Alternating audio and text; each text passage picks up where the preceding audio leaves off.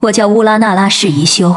上一世我爱的男人不爱我，偏要爱我姐姐。姐姐死后，他又偏要找个替身来爱我，与他少年夫妻，最后他却与我死生不复相见。但现在我重生了。起初我是不相信会有重生这等好事发生在我身上的，毕竟前世的我虽出身于豪门望族，但因我是庶女，爹不疼娘不爱，什么好事都轮不到我头上。恰好这时一直侍奉我的简秋进屋奉茶。最近几天王府中可发生了什么事？我问，简秋面露疑惑。侧福晋这是怎么了？我摇了摇头，有些头昏脑胀，记不清事。福晋连明日大小姐要来王府瞧，您都忘了吗？简秋笑着打趣。我想起来了，我那位好姐姐乌拉那拉氏嫡女柔泽，自小的长辈宠爱，在家中如众星捧月。她不用自己伸手，便可以将所有的好东西收入囊中。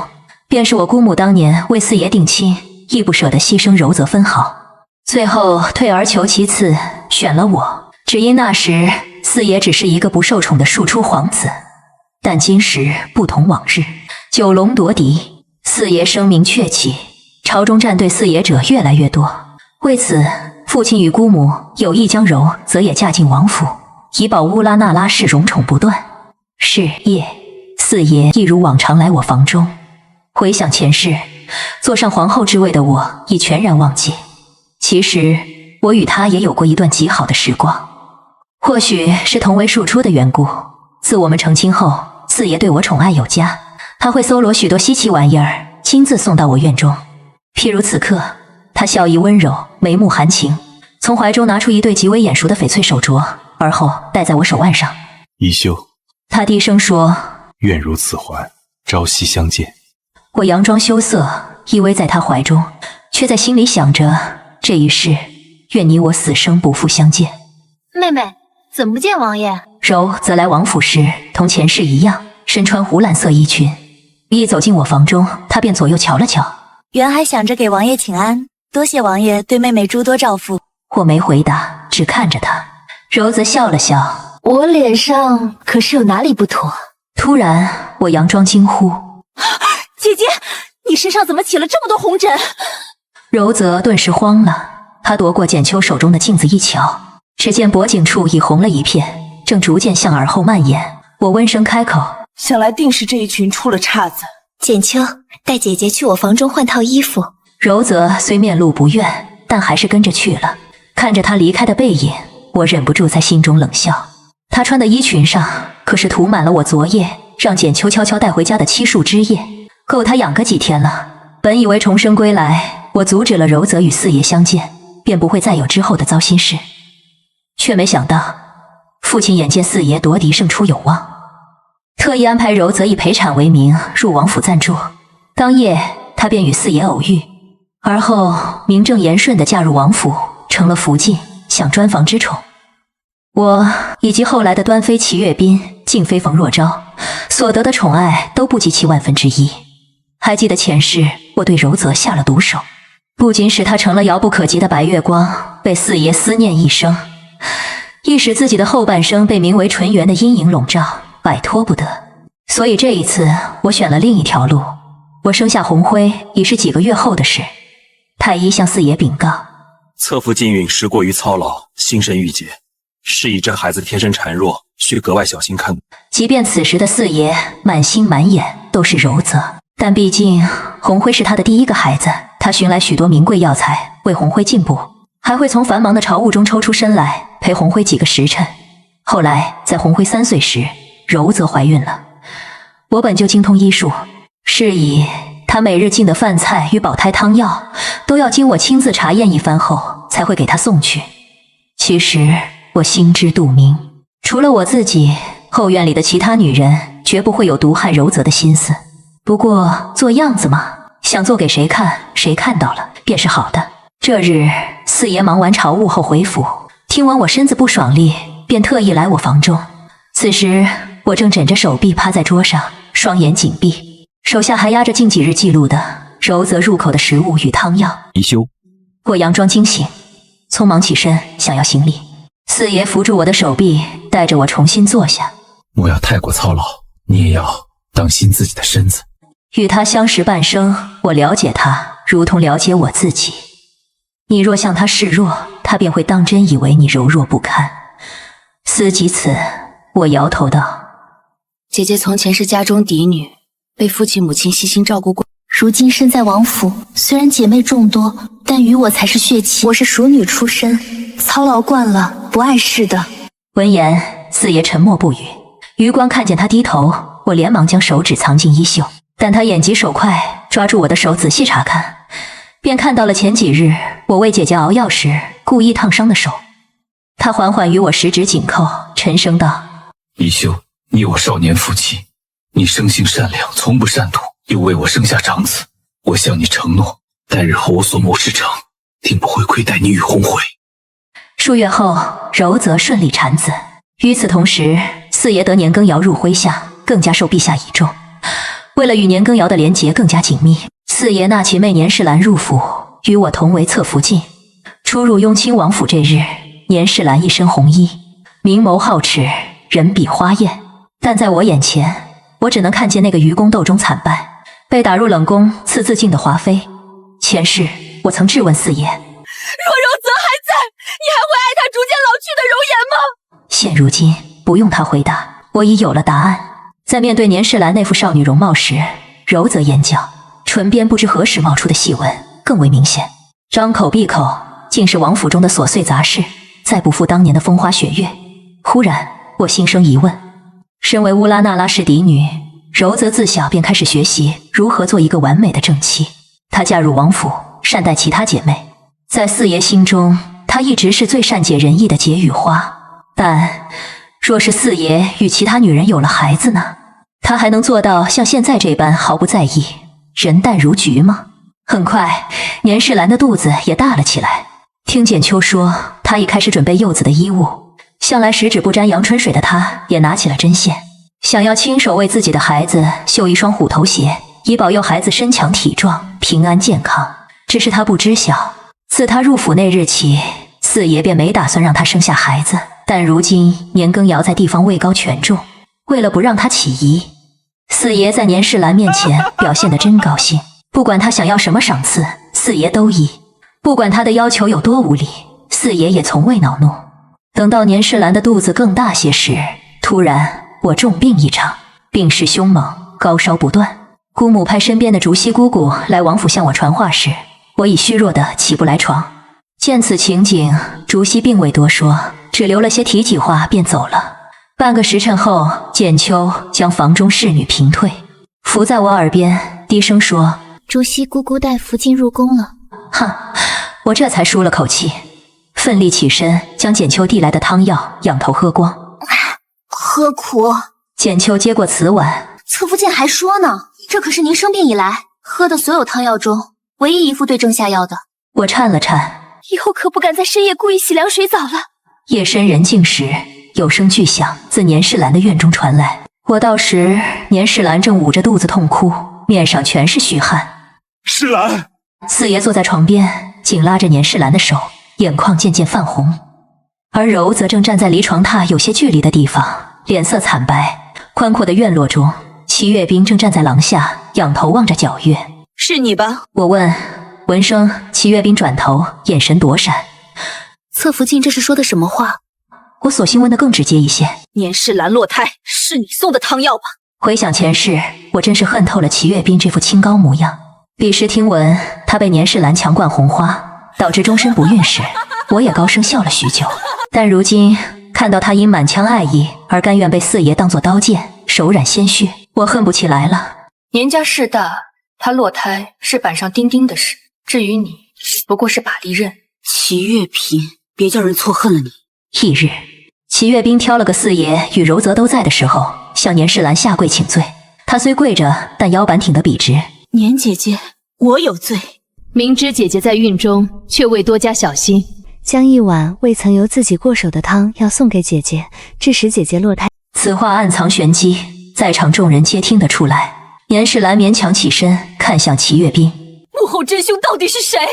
齐月冰没有回答，但下一瞬，在众人眼皮子底下，他光明正大地瞧了柔则一眼。如今四爷大事建成，紫禁城中暗流涌动，不想让年世兰顺利产子的，除了四爷，还有我姑母。是以那日，他遣了竹溪姑姑来王府，本想传我入宫。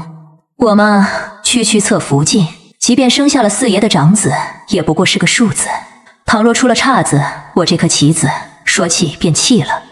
奈何我重病，又眼见年世兰的月份越来越大，时不等人，姑母无奈，只能让柔泽来做这件事。若是从前的柔泽单纯无瑕，定然不屑做这种冤枉事，但如今他到底也是变了，竟真的会照姑母说的做，亲手熬了一碗滑胎药，又遣了齐月冰将药送到年世兰手中，借刀杀人。只是四爷当真不知晓一分一毫吗？不，其实他什么都知道，但他放任后院的女人们为他争风吃醋，是阴谋诡计，使女人们斗得你死我活。后来九龙夺嫡终以四爷的胜出落幕。登基大典过后，便是柔泽的封后大典。那盛大场面我也曾拥有过，但我能拥有，不过是因为前世的柔泽曾在临终前对四爷说过一句话：善待宜修，不要废他，无论如何都不要废他。这日，柔泽头戴朝冠，身穿超褂朝袍，帽尾嵌着金凤与宝珠，我看得出了神，怔怔地抬手到发顶去抚摸全是我曾佩戴过朝冠的位置，但指尖触碰到的只有发丝，再也摸不到那顶只属于皇后的朝冠了。四爷登基半年后，已成太后的姑母传我与柔泽同他去御花园赏花。前些日子，哀家曾敦促过皇帝选秀一事，如今皇帝子嗣不多，你们想法子为皇室开枝散叶才是要紧。顿了顿，太后看向柔泽，只不过皇帝要年非与你一同办理此事。我坐在一旁看得真切。太后话音还未落，柔泽的神色已经变了，他猛地将茶盏放在石桌上，发出一声脆响。他不过一介妃嫔，如何能与我一起？闻言，太后皱着眉，斥责柔泽蠢笨，说他自前邸时便是福晋，如今却任由年世兰一个后来的骑到了他的头上。而后又斥责年世兰几句，说他一派狐妹子做法，将四爷的魂勾了去。此情此景，我仿佛看到了前世坐在太后跟前挨训的自己。那会儿我也以为定是年世兰使了什么见不得光的法子，才能将四爷的心紧紧拴住，心中不屑又恼怒。如今身处局外，我才恍然看清，四爷对年世兰如此偏爱，全因他自己愿意。其一，眼下年羹尧正得四爷重任，手握滔天权势，是以四爷对年世兰必须宠爱，还得是整个后宫独一份的宠，才能让年羹尧更加忠心。其二，年世兰拥有后宫所有女人身上都不曾有，将来也不会有的娇蛮。她的一举一动、一颦一笑都充满着无限活力，在后宫无可替代。不难看出，至少现在四爷是打心眼里喜欢年世兰的。日风暖暖，我却忽然觉得周身一阵冰凉。他喜欢年世兰，却还是将欢宜相赐给他，致他终身不能有孕。偏偏他还满腔爱意，被骗都不自知。当夜，四爷翻了我的牌子，我备好饭菜，等着他来。圣上驾到！随着苏培盛的高声通传，四爷大步向我走来，他甫一坐下，便给自己倒满一杯酒，一饮而尽，说了句：宜修，柔则变了。我面上不动声色，又给四爷倒了杯酒。四郎何出此言呀？我刚去瞧他，他竟因我让世兰与他协办选秀的事情吃醋了，闹了许久。四爷语气不悦，似乎还带着几分不解。他从前不是这般的。我站直身体，垂眸看他，是柔则变了吗？还是前世的我变了？难道当初亲口许下千金一诺的四爷从没变过吗？回过神，我温声开口：四爷，自他登基后，旁的女人都唤他陛下，只有我依旧唤他四爷。他说喜欢我这样唤他。莫不是半月前，臣妾不该跟您提起选秀的事，倒给四爷惹了不痛快？此事还要从半月前说起。那时四爷也是翻了我的牌子，来承前宫与我吐露心中不快。他认为选秀铺张，想要将今年的选秀暂时搁置。无奈太后催得紧，与他一同用膳时，话里话外都催促着他快些选秀。宜修，你有何想法？彼时我正为四爷布菜，听到他问这句话，拿着银筷的手颤了颤，想了想，我状似无意道：皇后娘娘心思单纯，亦感性用事，不弱。四爷命年非协办，他办事利落，与皇后娘娘一动一静，当真是相得益彰。没想到四爷竟真照我说的回了太后，之后便有了太后与我柔泽于御花园赏花的那一出。至于年世兰，她的手段如何，前世我可是领教过的，如今就让我的好姐姐也领教领教吧。许是心事作祟，四爷喝了几杯便有些醉了。我起身盛了一碗小厨房方才送来的解酒汤，放在四爷手边。突然他拉住我的手，顺势将我拉到他身旁，咫尺之距。他转过身，头埋在我怀里。一休，若你是皇后，会不会一切都不一样？他闷声问。我环住他的脖颈，另一只手在他后背轻轻拍着，而后侧头看向窗棂外挂着的半轮皎月。四爷，姐姐她也是有苦衷的。她年少入府，打理诸多事务，入宫后又贵为皇后。她要做一国之母，做百姓之表率，做后宫姐妹之榜样。除此之外，她还要做您的妻子。许多事情，她也如水中行舟。话音未落，已有酸意在我鼻间弥漫。这番话我不知是在说柔泽，还是在说前世的我自己。这时四爷从我怀中抬起头来，我垂眸与他四目相对。臣妾志不在中宫，臣妾只盼能与四爷举案齐眉，白头偕老。四爷抿了抿唇，语气郑重。一休，我定不负你。妃嫔们例行去向皇后请安，散时我与年世兰被柔泽留下。皇后娘娘有何吩咐？年世兰用翘着兰花指的手轻抚额前碎发，又翻了个眼，一脸不耐。臣妾可没多少闲工夫。我坐在柔泽右侧，看见他隐在宽大衣袖中的右手紧握成拳。他问：选秀已到了最后一轮颠选，不知妹妹操办的如何了？臣妾的陛下信赖，自然是准备妥当，不敢出差池呀。哼！话落，年世兰娇艳的红唇扯出一抹笑，带着几分得意。待她走后，柔泽沉默半晌，直到我轻声询问：姐姐有心事？她这才回过神来，指了指我身后。你瞧瞧这婢子，长相如何？下一瞬，我的心跳陡然加快。不远处，一个长相稚嫩、清秀的婢女正端着盘糕点站在那儿。我稳住心绪，问那婢女：叫什么名字？婢女恭敬作揖。回贵妃娘娘的话，奴婢名叫福子。遥想前世，我为了扳倒年世兰，曾特意将福子送到她的翊坤宫。四爷生性多情，而年世兰又是眼中不容一粒沙尘的脾性。最后，福子被年世兰手下的宦官周宁海打晕，投入深井。彼时我费尽心机将此事告发到四爷面前，他却只是表情淡淡，劝我大度。17岁，多好的年岁呀！柔泽的视线落在福子身上，双目却是失了神的。17岁，不过是你我。是那年世兰刚入王府的年纪。他轻叹一声，如今也是人老珠黄楼。宜修，本宫知道你想问什么。他咽下一口茶。不错，本宫是有将福子安插进翊坤宫的打算。我心下一凛，原来在京城享有盛名的乌拉那拉氏嫡女柔泽，坐上这个位置后，竟也会做出与我相同的选择。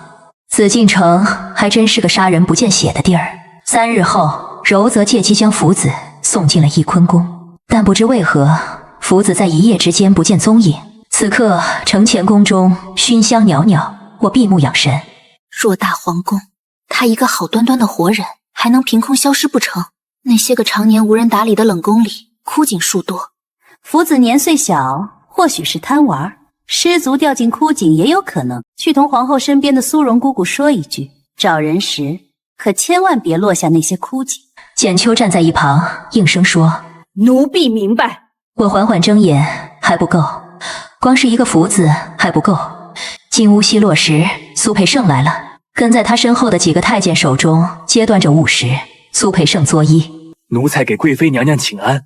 前世我可是在他手中栽过跟头的，如今再见他，我立即堆起笑脸，起身迎接。苏公公，快起身。娘娘您瞧。苏培盛摆了摆手，另几个小太监连忙躬身上前一步。这是江南织造局新上贡的料子，皇上念您素日里穿素色衣裳，特命奴才给娘娘送来。我抬手轻轻抚摸那些绸缎。江南织造局上供的东西，定是极好的。只不过前世时，这些好东西都只能是别人的。简秋，你也过来瞧瞧。这料子当真不错，若有皇后娘娘制成苏绣，那才是真漂亮呢。闻言，苏培盛一挥拂尘，奴才瞧着，这歌功上下，恕娘娘最大度。话音刚落，简秋走到苏培盛身前，往他手中塞了片金叶子。看着面露慌乱的苏培盛，我温声开口：有劳苏公公为本宫走这一趟，天气炎热，苏公公带着小徒弟们去买碗酒喝吧。不出半月，在选秀中被留了牌子的秀女们入了宫。还记得选秀时，柔泽曾邀我一同去看，我只称上次受凉还没好透，不好去凑热闹。其实那场面我前世已见过一次，四爷同哪个秀女说了什么，给谁留了牌子，我早已铭记于心。那些一只只刚飞出笼的鸟雀们，欢快地扑腾着翅膀，迫不及待地飞向皇宫这更大的囚笼。殊不知进了这四方天地，从此再无出路。你若是想出去，除非是死了而后横着出去，譬如夏冬春。彼时因一个叫安陵容的小护秀女不小心将茶洒在她身上，她便仗势辱骂。然她性格虽跋扈，但胜在貌美，四爷还是给她留了牌子，封常在。是夜，简秋边为我捶腿边说：陛下常在入宫后，屁股还没坐热乎呢，先去皇后的景仁宫里烹了一番。苏荣姑姑说，她将皇后烘得可高兴了。临走时，皇后还将之前您送过去的绸缎赏给了夏常在呢。我了一声，评价道：夏冬春是个蠢笨的。忽然想起什么，我抬眼看向简秋，去把安答应找来，记得万不可被旁人发现。安陵容来时神色一如前世，小心翼翼。她身穿粉色宫裙，脸颊处带着少女独有的红晕。安答应来了。我斜倚在榻上，看着如今的她，又像是在看前世的她。滇选那日，本宫教你做的事儿，做得不错。殿选前，安陵容曾在甄嬛家中小住，而我曾遣简秋悄悄出宫去见了她一面。我教安陵容同前世那般，伺机将热茶泼在夏冬春身上。夏冬春本就低看安陵容，毫不犹豫便出言嘲讽。此外，同行的待选秀女中又有2位爱管闲事的，他们为安陵容一番辩驳，只会激得夏冬春行事更加肆无忌惮。但与前世不同的是，这一回殿选是由年世兰操办。夏冬春如此闹了一番，当晚又去了柔泽宫中，得了柔泽夸赞，恨不得让河宫上下知晓此事，必定会被年世兰视为眼中钉。安陵容轻声回道：在苏荣姑姑来延禧宫，给夏常在送赏40，臣妾按照贵妃娘娘吩咐，特意坐在显眼处。夏常在见了我，将自己所得赏赐炫耀一番，臣妾看得分明。那时，华妃手下的周公公就在暗处。我点了点头。前些日子，年世兰得了协理6宫之权，夏冬春便如同一把火，烧的是年世兰与皇后的第1回合。本宫听闻，安答应的母亲是位绣娘，用所赚的钱才为你父亲捐了个官，眼睛因此熬出了病。安陵容垂眸。是。我从榻上起身，本宫会派人去你故乡，将你母亲带离安府，暂时安置于庄子里。闻言，安陵容猛地抬头看向我。娘娘此话可当真？自然当真。我站在安陵容身前，将她扶起。本宫知晓，入宫非是想要你母亲在安府的日子好过些，不再受主母欺辱。但你母亲在安府一日，你便有一日软肋。若你母亲离开安府，你便不必再受你父亲桎梏。视线中，安陵容一双杏眼渐渐泛红。再开口时，她声音微颤，却字字清晰。娘娘大恩大德，陵容定当涌泉相报。新入宫的妃嫔们与我们一道去景仁宫请安这日，突然有宫婢来传话，说红辉似吃了不干净的东西，狂吐不止。我连忙带着简秋先行告退。甫一出景仁宫，简秋便与我对视一眼，向后走去。1个时辰后，承乾宫中，简秋小跑着进来。娘娘，成了。我们离开景仁宫后，夏常在便拦住安答应，一番嘲笑。安答应按照您教的，只管做小伏低。那信朕的晚常在与信慎的惠贵人也赶了来，果真与夏常再起了口舌之争。奴婢伺机拦下怂之，同他说下，常在正在前面要处置安答应呢。听闻年妃娘娘勃然大怒，当即赏了下常在一丈红。我拿起一只步摇放到简秋手里，做得不错，赏你的。简秋喜不自胜，谢主子赏。接着道：奴婢回来的路上还遇见了苏培盛呢，他念着娘娘您对他的好，偷偷告诉我说万岁爷午后要过来承乾宫呢。我点了点头，嘱咐简秋记得小心红灰的药。四爷是于午后来的，他来时我正梦魇着，无论如何都醒不过来。梦中我察觉到四爷在我身侧坐下，又将我的手紧握在他宽大的手心里，口中唤着怡儿。前世他唤柔则为纯元，唤甄嬛为堕堕，即便是对那没什么男女之情的沈眉庄，他也能唤上一声眉庄。但在我面前，他一向神色淡漠，毫无感情地叫我皇后。四爷，您瞧，您终归也是变了。人若心生爱意，哪怕强大如九五至尊，亦会生出软肋。只听他语气焦急：简秋，你说今日到底发生什么事？扑通一声，简秋跪在地上，小声啜泣：万岁爷，你要替我们娘娘做主，华妃娘娘与我们娘娘向来交集甚少，但今日怡坤宫的小厨房做了些糕点儿，不知为何也给承乾宫送了一份。没想到大阿哥吃过后便狂吐不止，奴婢去太医院抓药，那将太医禁说药材都被怡坤宫挑走了，只剩下一些积压在库房中有段时日的药材。我们娘娘心急，便叫奴婢拿过来了。谁成想那药竟不管用，大阿哥的病症还是不见好转。梦魇到可怖处时，我回握住四爷的手，用脸颊轻蹭他手背。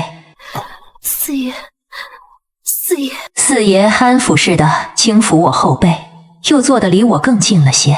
哪个姜太医？他问。简秋回道：正是江慎。他沉沉呼出一口气，显然已有了怒意。那贵妃又为何梦魇？简秋欲言又止，四爷吼道：快说！回万岁爷的话，今儿晨起，娘娘去皇后宫中请安，回去路上撞见了华妃娘娘正在承制刚入宫的夏常在。夏常在被赏了一丈红，血染一地。娘娘不小心看见，回来后便心神不宁。碰巧这时苏荣姑姑也来了，四爷准她进来后，她也先袍跪在四爷跟前。万岁爷，前些日子皇后娘娘曾将一个宫婢送去怡坤宫，名叫福子。四爷了一声，我有些印象，还曾说过她的年纪，与施兰刚入王府的年纪相仿。苏荣接着说2日前，奴婢在冷宫的一口深井内找到了福子的尸体，她后颈有伤，显然是被人打晕后才投入井内。殿内陷入寂静，四爷沉默不语。前世一个奴婢与夏冬春的命根本不足以让四爷对年世兰动怒，但如今他们的命再连同我与红辉，四箭齐发，渐渐直抵四爷心坎。他站起身，快步朝宫外走去。与此同时，我从梦中悠然转醒。当夜，四爷在翊坤宫中大发脾气的消息传了出来，年妃因行事过于嚣张，被四爷夺了协理6宫之权。他大喊冤枉，还要将小厨房的工人唤来作证，以证明他从未在糕点中下毒。但此时他的话四爷不会信了，就连为华妃办事的太医江慎亦被四爷免了官。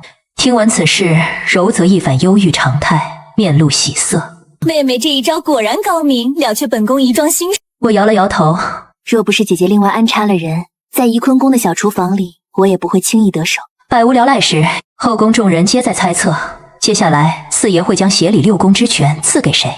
很快人选定了下来，是个谁都未料想过入宫不过月余的人——沈眉庄。看着逐渐被乌云遮挡的金屋以及昏暗的天色，简秋拿来一件披风。主子，要变天了。说起沈眉庄，她容貌姣好，温柔端庄，且知书达理。每每与我说起她，四爷都是面带笑意。某一次待四爷走后，简秋问我，皇上喜欢沈贵人，与当年对皇后娘娘、华妃娘娘的那份喜欢是一样的吗？我摇了摇头。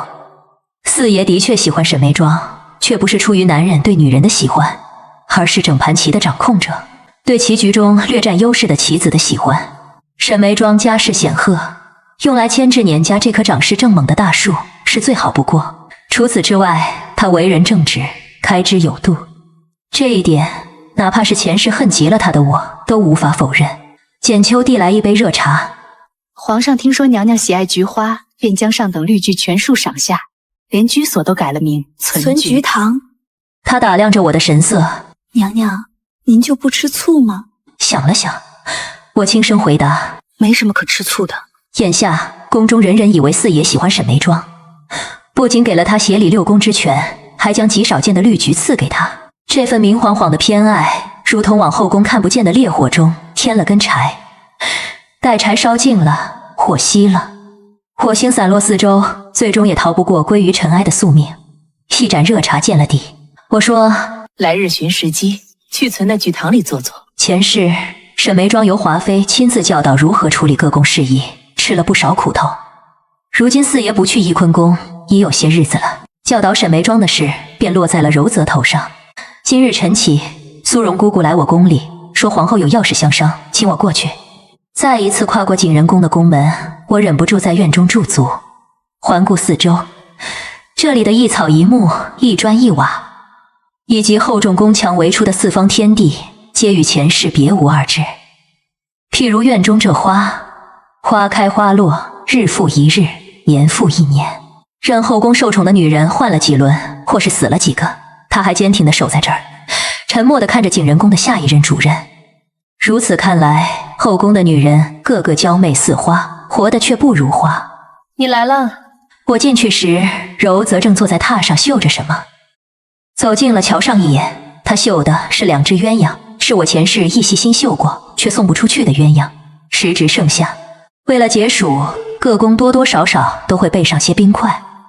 不经意瞟过那用来盛冰的冰剑，我心中暗暗吃惊。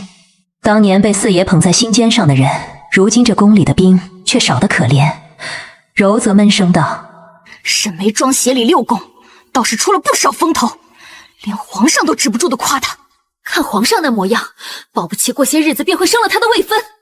也不知那沈眉庄用了什么狐媚法子，竟能让皇上夜夜翻他的牌子。柔则言语间满是无法隐藏的醋意，我听得出。我接过针线放在一旁，将他的手握紧。我与姐姐虽不是一母同胞，但在这偌大后宫里，一直有你我2人名上冠的是同一个姓氏，一直有我一人是真心盼望姐姐好的。当年在前帝时，姐姐你得陛下专房之宠，妹妹满心只有欣喜。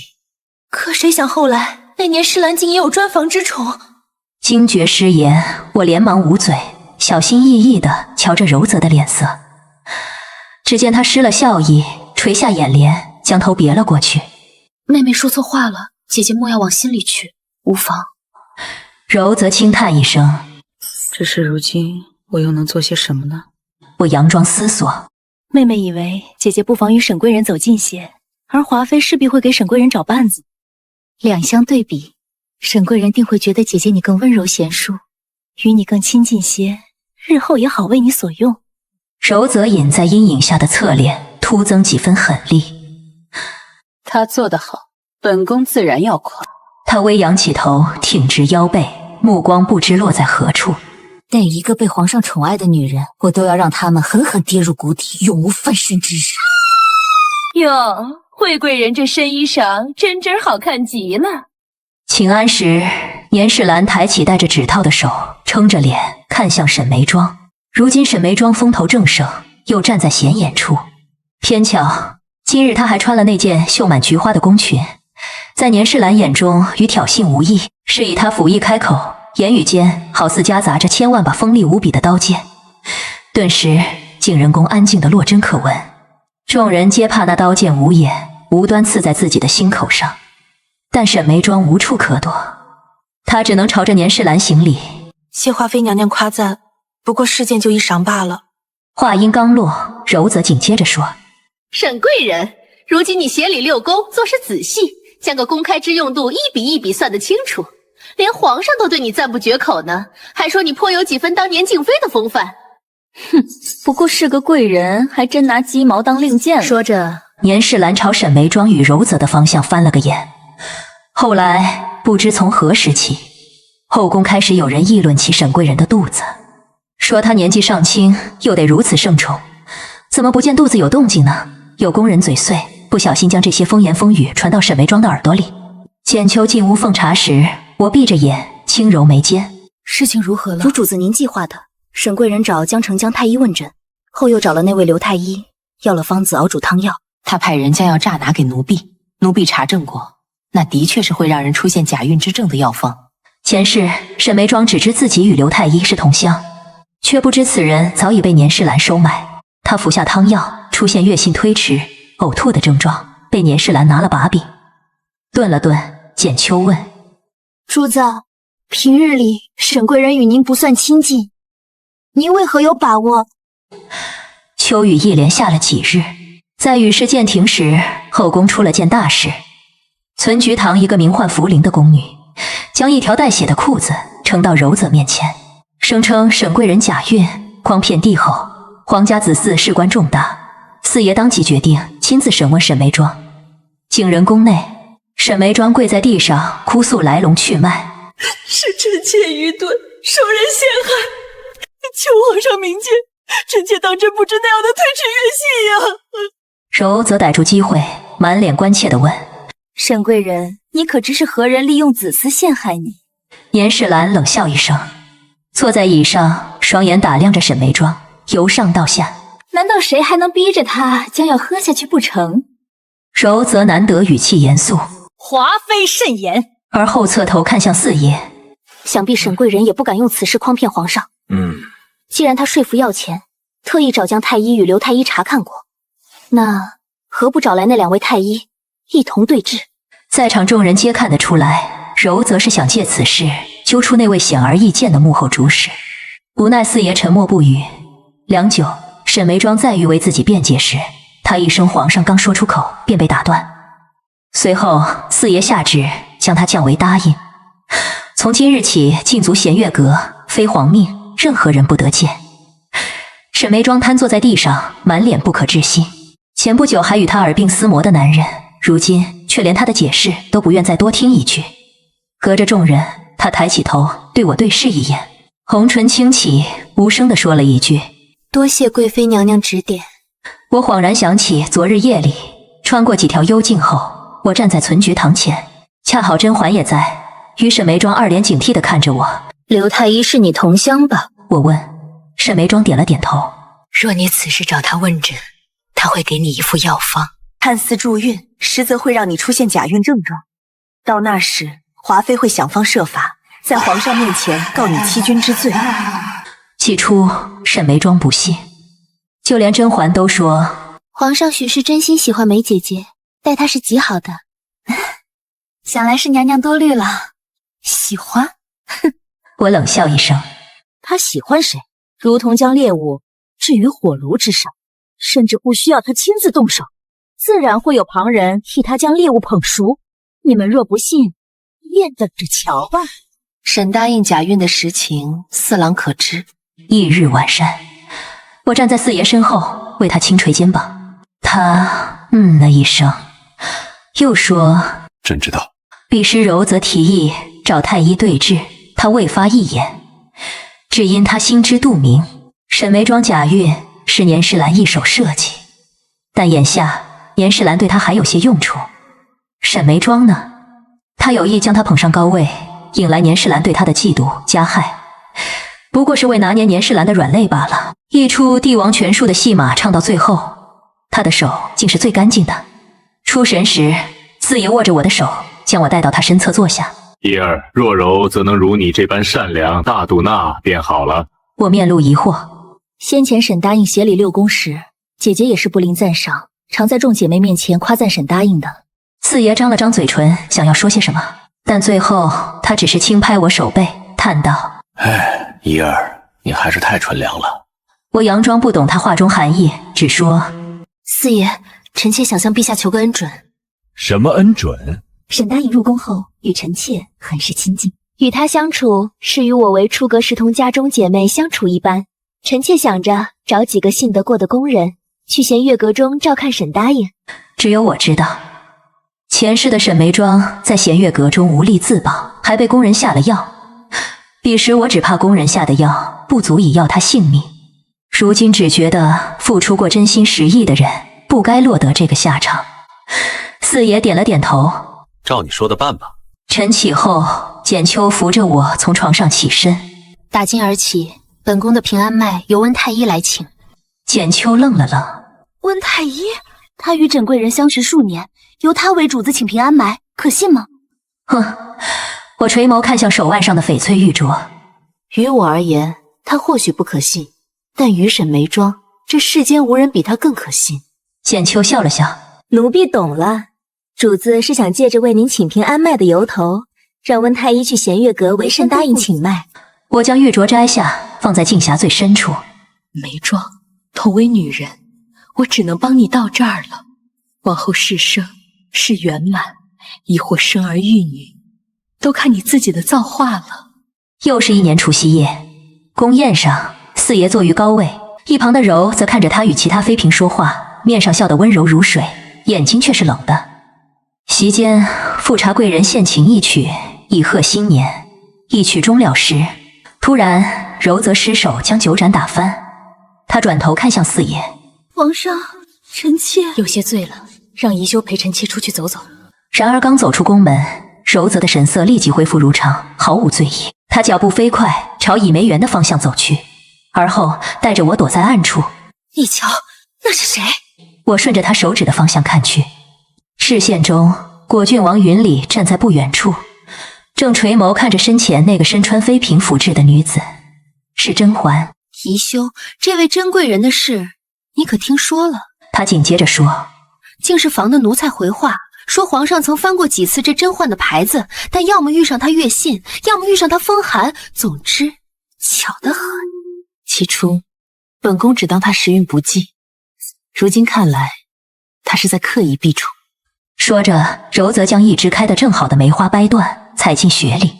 当初选秀时，皇上便说她眉眼与我有几分相似，眼下又正是除掉她的大好时机，所以……他转身看向我，你要帮我。四爷来承前宫时，我正倚在榻上小眠，一听见苏培盛的通传声，我连忙下榻行礼。四爷快步走近，扶住我小臂，将我带起。怡儿不必多礼。我顺势倚靠在他肩上，语气娇嗔。苏公公说，四爷近来为国事操劳，失眠数日，臣妾听了很是心疼。说着，我将提前备好的热茶呈给他。四爷，这药茶是我费尽千辛万苦才寻来的方子，有助眠功效，需臣热喝。话音刚落，四爷抬起手，轻轻拍了拍我的侧脸，他手腕上的佛珠相互触碰，发出阵阵声响。怡儿有心了。待他将茶一饮而尽，我接过茶盏，状似无意道：“不如明日臣妾陪您去御花园里走走。”四爷抬起双臂，准备宽衣。也好。钱昭凡心事多，你也能为朕排解排解。翌日午后，我与四爷并排走在御花园中。突然，他停下脚步，视线落在不远处，一个身穿湖蓝宫裙的少女正坐在秋千上微微摇摆，如皎月之姿。四爷做了个手势，命在场众人噤声。他背对着我，朝秋千处走去，自然看不见我与甄嬛身后的婢女浣碧交换眼神。下一瞬，只听甄嬛语气雀跃地说：“那日在宫宴上，我见到了17爷，果真如传闻那般风光几月。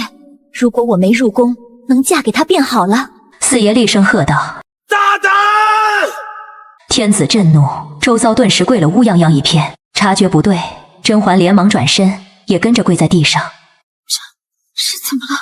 柔则的声音适时在御花园中响起。听了经过后，他狠狠瞪着甄嬛：“你入了宫门，便是皇上的女人，竟还敢朝三暮四！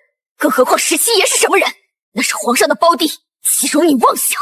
他看向四爷：“不如现在就将17弟传来，当面与这贱人对峙。”四爷沉声开口：“你以为朕不想昨日17弟已因故离京？你告诉朕，要如何让他对峙？”柔则刚要说些什么，却被四爷打断。罢了，他说。柔则惊呼一声：“皇上，此事岂能罢了？”在开口时，四爷的声音带了怒意：“老17也是王爷，此事若再纠缠下去，闹得尽人皆知，你说皇家颜面将至于何处？见状，柔则知趣的闭了嘴，朝我抛了个眼神。我仙袍跪在地上。虽然十七爷不在京中，无可对证，但此事关乎皇家颜面，臣妾以为，不如将甄嬛贬去甘露寺，为国祈福。这一世，四爷与甄嬛本就没有多少情分。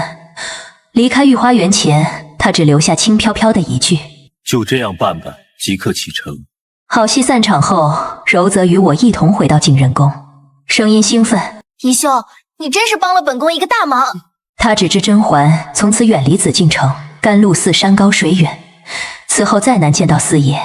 但他不知道，在事发之前，我曾与甄嬛见过一面。还在意思是要让皇上误以为我与十七爷有私情。弦月阁中，甄嬛面露难色。但如此一来，皇上必定以为我与十七爷果真有私情，恐怕后果不堪设想。想到前世种种，我点了点头。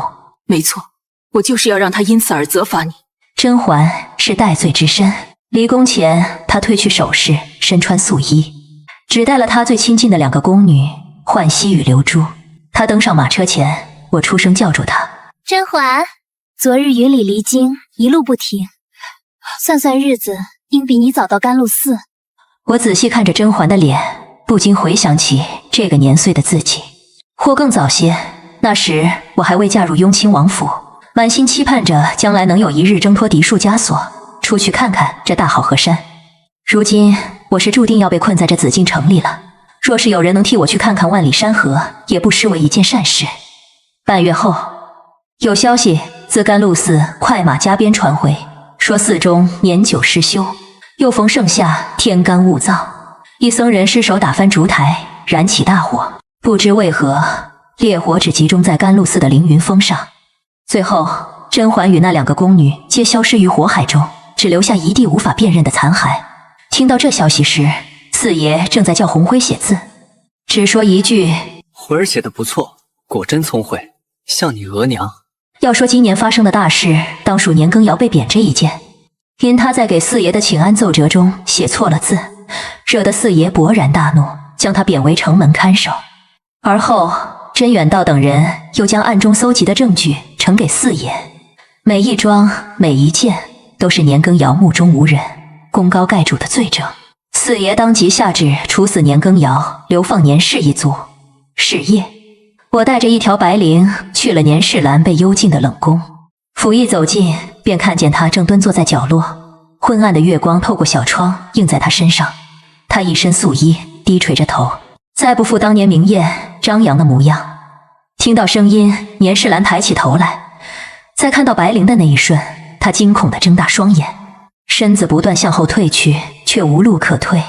今日午后，你兄长已被处死，其余人皆被流放。随着年世兰动作，有熟悉的气味弥漫在我鼻尖。这是欢宜香。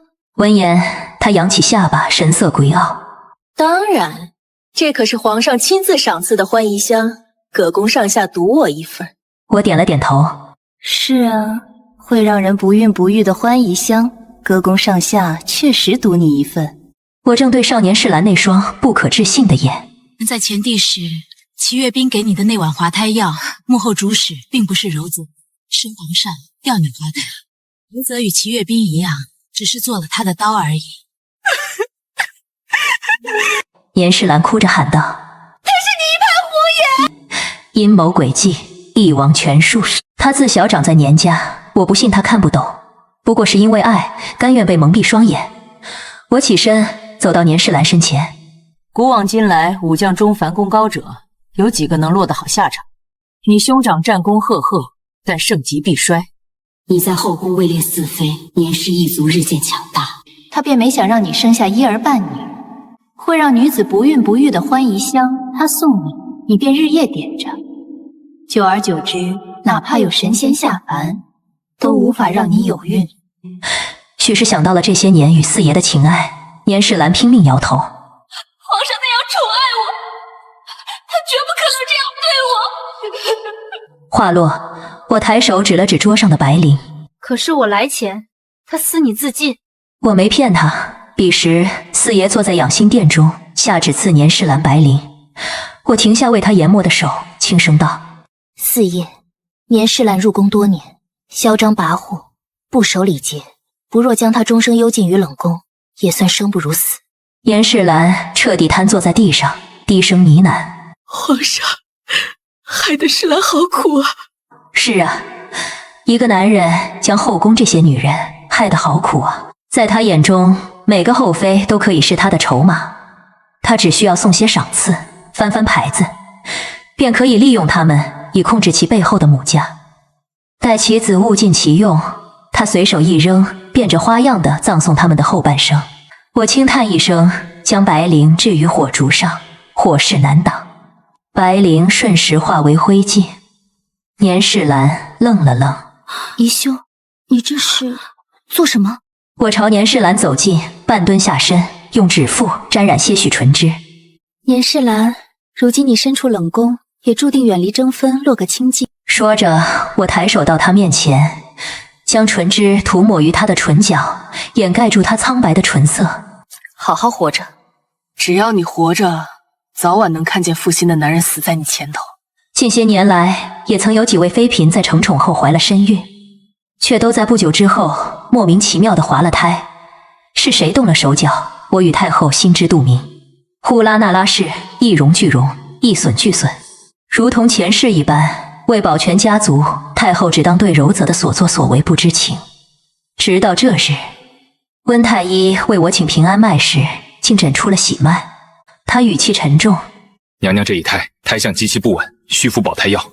除此之外，近期定要注意饮食，切莫贪凉。”我笑了笑：“多谢温太医，保胎药就不必了，给我一些红花就好。”红花？坐在床边的沈眉庄惊讶地看着我：“姨姐姐，红花可是致寒之物，会落胎的。”偏巧我就是为了落胎，连服红花5日后，这夜我小腹剧痛，痛不欲生。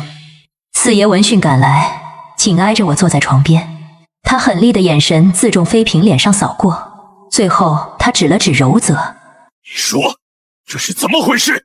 柔泽愣了愣：“臣妾也得了消息才来的，发生何事，臣妾也不知晓。”话音刚落，安陵容猛地跪在四爷跟前：“臣妾有罪，求皇上责罚。”四爷沉声道：“说清楚一些。”“是臣妾在宜贵妃娘娘的药汤中加了红花。”我忍着剧痛挣扎起身：“安陵容，我平日待你不薄，你竟敢加害我的孩子！”安陵容将额头磕在地上，闷声开口：“臣妾也是没有办法。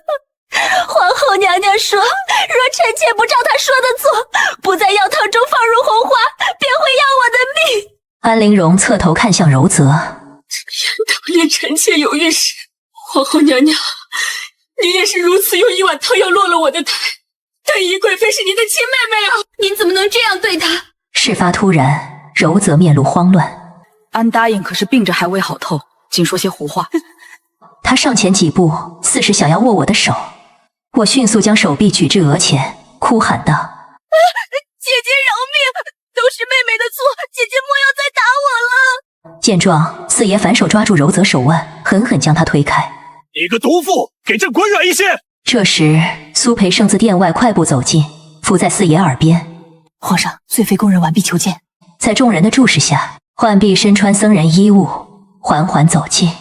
行过礼后，他一字一句道：“奴婢浣碧，告发皇后娘娘当年火烧甘露寺，企图杀人灭口。”柔泽脚步踉跄：“你说什么？”当时甄小主被甘露寺几个僧人几番欺辱，还被赶到凌云峰上。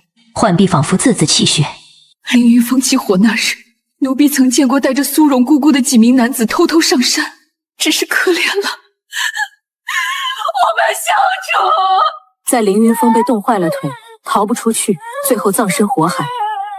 字迹士气，这还是我头一回见到。柔泽如此惊慌失措，他再也顾不上皇后威仪，伸手去抓四爷衣袖：“皇上，臣妾与您少年夫妻，难道您不信臣妾吗？”四爷手上用力将他甩开，不再看他：“苏培盛，传朕旨意。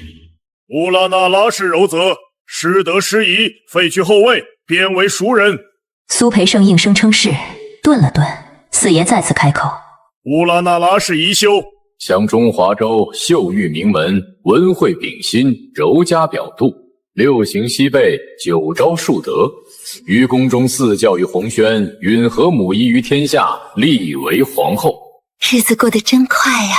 景仁宫中，安陵容坐在我身侧，怀中抱着她的女儿。是啊。沈眉庄放下手中针线，叹道：“一转眼，那位已被禁足于冷宫中2年有余了。”忽然想起什么，我抬眼看向安陵容。前些日子，皇上曾与我提起，有意封你为妃。闻言，沈眉庄揽住安陵容的手臂，这可真是天大的好事。安陵容的双颊染着红晕，杏眼泛光。后来忽有一日，四爷重病不起，许多医术精湛的太医陆续瞧过，也用了药，但始终不见好。我到养心殿时，四爷正躺在榻上，双眼紧闭，那呼吸声听着似是比前些日子更无力了些。听见动静，他勉强睁眼看我。怡儿，你来了。他慢慢抬手到我手边，我只觉反胃，狠狠甩开他的手。看着面露疑惑的四爷，我扯出一抹明艳的笑。四爷，你可知柔则当年为何嫁你？因为爱吗？自然不是。哼！我冷哼一声。她嫁你，只因当年九子夺地，你有望继承大统。四爷喉间滚动，发出痰音。他试图用双臂撑起上半身，却发现身上毫无力气。你呢？他哑声问。沉默良久，我摇了摇头。我与他们都不一样。我凑近到他耳边。我恨极了你，从我重新见到你的那日起，便恨不得将你千刀万剐，来祭奠前世我无辜惨死的儿。姑父！四爷拼尽全力想要掐住我的脖颈，但如今他连我的力量都抵挡不住。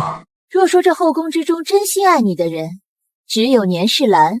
可是四爷，你又是如何对他的呢？话音落下，殿内有脚步声响起。只见年世兰一袭红衣，红唇娇艳，出现在四爷的视线中。他装作恍然大悟的模样。皇上利用我的兄长平定西北，利用我除掉宫妃，又赐我欢宜相使，我不能有孕，最后还撕了我一条白绫。说完，他咯咯笑了起来。不远处，安陵容、甄嬛以及沈眉庄一同走近。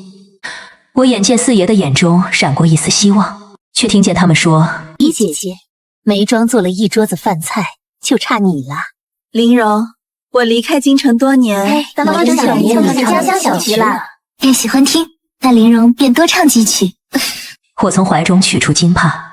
四爷，那助眠的茶汤你喝了这么些年，其中的慢性毒药你也喝了这么多年，你也别怪我狠心。若论狠心，谁又比得过你呢？